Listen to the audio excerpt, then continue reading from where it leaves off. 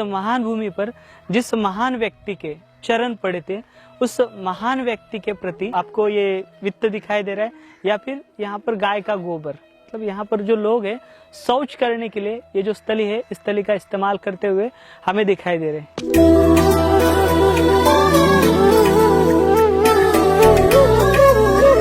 सुब्बबुद्धं पबुज्जन्ति सदा गौतमा सावका एसं दिवाचरतोच निच्चं बुद्धगता सती।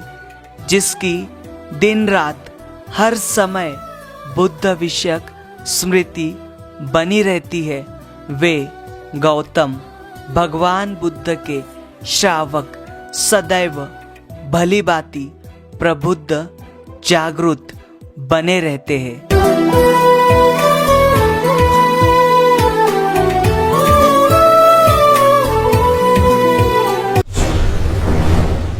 सदियां बीत गई है लेकिन सभ्यता वहीं पर है, समय बीत गया है लेकिन रहा वहीं पर है। जय भीम, नमो बुद्धाय। स्वागत है आप सभी का आपके चहेते चैनल पर, जिसका नाम है बोधिसत्व।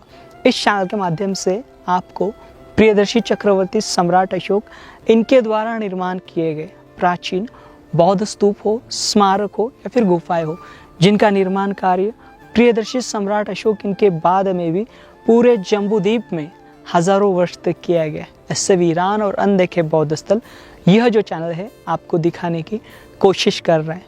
फिलहाल हम बिहार राज्य की जानकारी ले रहे हैं और बिहार राज्य के यह जो अनदेखे और वीरान स्थल जो है आपके सामने रखने की कोशिश कर रहे हैं।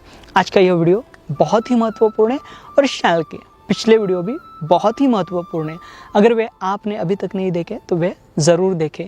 आज का यह वीडियो बिहार राज्य के नालंदा जिले के नालंदा यहाँ से करीबन 6 से 7 किलोमीटर की दूरी पर जुफारडी नाम की जगह है। ये जो जुफारडी नाम की जगह है यह बहुत ही महत्वपूर्ण है और यह जो स्थली है तथागत भगवान बुद्ध के आग्रणीय शिष्य महामोगलाना इनसे ताल्लुकात रखती है। और ये जो स्थली है यहाँ पर कई सारे पुरातात्विक जो अवशेष है वे बिखरे हुए हैं। यहाँ पर कुछ सालों पहले उत्खनन कार्य भी किया गया था, लेकिन हाल फिलहाल यह जो स्थली है यह वीरान है। अभी यहाँ पर इसकी वास्तविकता क्या है और यहाँ पर कौन से पुरातात्विक अवशेष बिखरे हुए हैं, यह जानकारी हम इस वीडियो के जरिए लेने की कोशिश कर रहे हैं। आपसे अनुरोध है यह वीडियो ज़्यादा से ज़्यादा शेयर करें ताकि ये जो महत्वपूर्ण जानकारी है सभी देशवासी देख सके। यहाँ तक हम अपने निजी वाहन से जा सकते हैं अथवा नालंदा में से किसी भी यहाँ पर लोकल वाहन का इस्तेमाल कर इस जुफारडी गांव में आ सकते हैं। और जुफारडी गांव के यहाँ पर आप उत्खनित स्थली या फिर जो स्तूप है यहाँ तक आप आ सकते हैं और इसकी जानकारी ले सकते हैं, इससे देख सकते हैं। तो चलेंगे हम आज का वीडियो हम शुरू करते हैं। जुफारडी यह स्थान बिहार शरीफ से 18 किलोमीटर की दूरी पर और राजगीर से 15 किलोमीटर की दूरी पर स्थित है। कुछ सालों पहले इस स्थान को महामोगलाना इनके जन्मस्थली के रूप में साझा किया गया था। भंते महामोगलाना इनका जन्म कोलित ग्राम में हुआ था, जिसे कुलिका कहा जाता था। भगवान बुद्ध के पश्चात भंते महामोगलाना और भंते सारिपुत्त इनके उपदेश महत्वपूर्ण माने जाते थे। भगवान बुद्ध का यह मानना था कि उनके पश्चात यह दोनों धम्म को आगे लेके जाने की काबिलियत रखते थे, लेकिन राजगीर की घाटी में अन्य विचारधारा के शिष्यों ने भंते महामोगलाना इनकी हत्या कर दी। हम आए हुए हैं बिहार राज्य के नालंदा जिले के नालंदा तहसील के जुफारडी इस गांव में, और इस गांव की ये जो पुरातन स्थली है ये हम देख रहे हैं। और ये जो पुरातन स्थली देखिए पुरातत्व विभाग द्वारा यहाँ पर इस प्रकार से संरक्षित की गई है। देखिए जो महान भूमि इस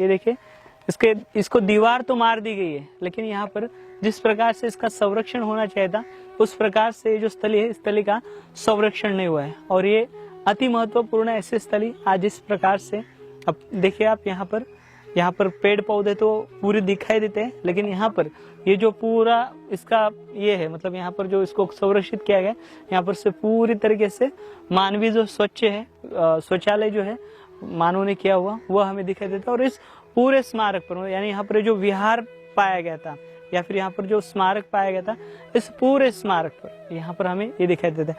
यानी भगवान बुद्ध के जो दो अग्रणीय शिष्य थे, जिनमें से सारिपुत्र का स्तूप हमने आपको दिखाया है, और ये जो स्तूप है ये आप जानते हो, ये स्तूप महामोगलाना इनका है। और महामोगलाना जो है इनका बुद्धिज्म के लिए बहुत ही बड़ा योगदान था। और महामोगलाना जो है, मतलब यहाँ पर भगवान बुद्ध के बाद अगर धम्म को कोई आगे ले जा सकता था तो वो थे सारिपुत्र और महामोगलाना, क्योंकि ये भगवान बुद्ध के अग्रणीय शिष्य थे। तो ये महामोगलाना का जो स्तूप है, देखिए यहाँ पर सन 2007-8 में इस स्थल की खुदाई की गई थी। और ये जो गांव है, प्राचीन काल में देखिए कुलिका नाम की जो ये विहारा हुआ करता था यहाँ पर, ये जो कुलिका नाम का गांव है, इस कुलिका नाम के गांव में ही यहाँ पर महामोगलाना इनका जन्म हुआ था। और ये जो स्थली है, इस स्थली पर विहार और साथ ही साथ स्तूप थे। लेकिन अभी आप देख पा रहे हो यहाँ पर उत्खनन किया गया और इससे बाद में ऐसे ही छोड़ दिया, इसके ऊपर कोई इम्प्लीमेंट नहीं किया गया। आप यहाँ पर इसकी ये इटाएं देख पा रहे हो स्मारक की। और इस पूरे स्मारक पर अभी देखिए कि माउंट है, इस माउंट पर यहाँ पर लोगों द्वारा जो है बहुत ज़्यादा इसको डैमेज किया गया, या फिर यहाँ पर जो लोग हैं इसका सही से इस्तेमाल नहीं करते। इस स्मारक को गेट ना होने के कारण, इसकी सुरक्षा ना होने के कारण इस स्मारक पर यहाँ पर लोगों ने शौच किया हुआ हमें दिखाई देता है। ये देखिए, ये यहाँ पर आपको ये देखिए सर्कुलर दिखाई दे रहा है, लेकिन यहाँ पर विहार के अवशेष मिले हैं पूरे। आपको आगे दिखाई देगा जहाँ पर उत्खनन हुआ है, वे दिखाएंगे आपको। आइए आगे।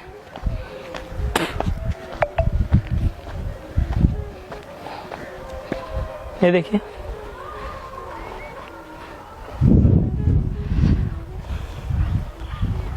अभी हम यहाँ पर ये जो खुदाई स्थली है जहाँ पर उत्खनन किया गया था, उस स्थली पर आए हुए। देखिए इस प्रकार से यहाँ पर ये जो माउंट है, ये जो पूरा प्राचीन विहार है, इस विहार की जो खुदाई यहाँ से की गई थी इस प्रकार से, और इसे इस प्रकार से खुला छोड़ दिया गया। अभी फिर से यहाँ पर मिट्टी भर गई है। और दूसरी ओर इसके दूसरे हिस्से में देखिए, यहाँ पर हमें ईंटों का ढांचा आमतौर पर दिखाई देता है। देखिए यहाँ पर ईंटें आप देख सकते हो। तो यहाँ के और वहाँ की देखिए, वो निचला स्तर है इस महाविहार का, बड़ा संग्राम हुआ करता होगा। और साथ ही साथ इसके अंदर स्तूप के भी अवशेष उस समय पर रहे होंगे। इसको तो बेसिकली जो यहाँ के लोग हैं इसको महामोगलाना का स्तूपा के नाम से कंसिडर करते हैं। अभी देखिए यहाँ पर शेष आपको दिखाने के लिए यहाँ पर कुछ नहीं है, सिवाय ये जो पूरा भी स्मारक जो है वह पहले भी खंडर था और आज भी यह खंडर के रूप में हमें दिखाई देता है।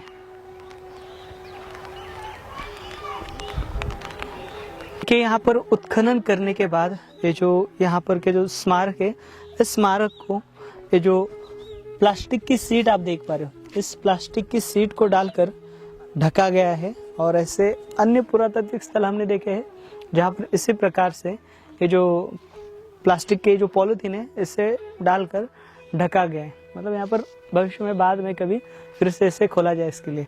यहाँ पर देखिए आपको इस तली पर इस प्रकार के red ware, black ware, NBPW, ये जो मतलब यहाँ पर जो अवशेष है, ये अवशेष यहाँ पर से मतलब पाए दिखाई देते हैं इस तली पर।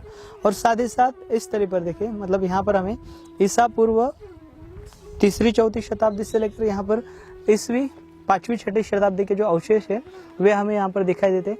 और आगे देखिए इस गांव में जो एक स्कूल है सरकारी, इसी के पास में करीबन 50 मीटर की दूरी पर वहाँ पर एक भगवान बुद्ध की मूर्ति है, वे हम देखेंगे। और यहाँ से स्मारक देखिए, यहाँ से आप इसका पूरा सर्कुलर देखिए, और उत्खनित सारे बॉक्स टाइप दिखा रहे हैं, पूरा उत्खनन हुआ। और साथ ही साथ इसकी हाइट देखिए, यहाँ से लगभग हमें इसकी हाइट 31 फीट की दिखाई देती है फिलहाल।